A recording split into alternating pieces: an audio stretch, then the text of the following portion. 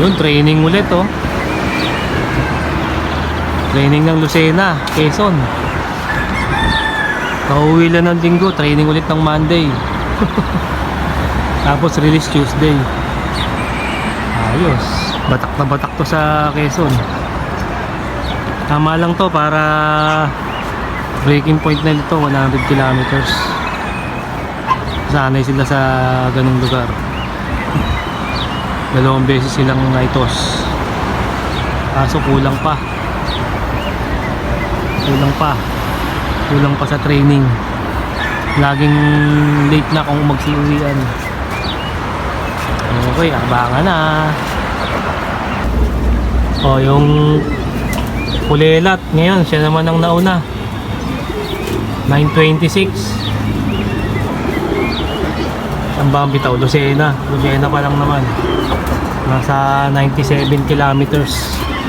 First dropper. Pulelat ngayon, siya naman ang nauna. Napasabay siguro to. Ito yung dating laging huli umuwi eh. Siya naman ang nauna ngayon. Oh. Mala Johnson, relax. Pag umabot ang derby, sana hindi ka mag-relax. Second dropper. Ito yung last time naman. Kaya yun nauna. Ngayon pangalawa lang siya oh. Pasok. No, sa ba? 9:28. Dati siya una, ngayon pangalawa lang. Bawas papakpak dito, kulang ng isa eh, nagbaglis eh. Kaya laylay oh. Okay, tatlo pa. Ito isa ko oh. Sino kaya to? May victory oh. Kasi na training. Sumablay pa. Ito yung ano. Ito yung Pulelat last time. Si Paasa. Third dropper, Lucena training. Paasa ka talaga. Anong oras na ba? 9:31 naman to dumating.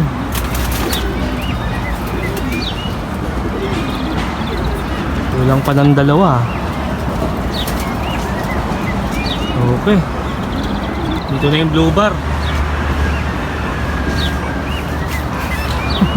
Malate na rin ito ah. Bulak. Fourth dropper si Bulak oh. Ngal-ngal. Anong oras na kaya?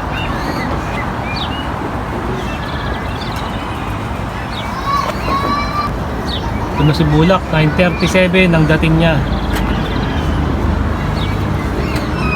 Apat, galing Lucena, training. Ayos, isa na lang ang kulang. Pasok. Kamali pa ng pasok.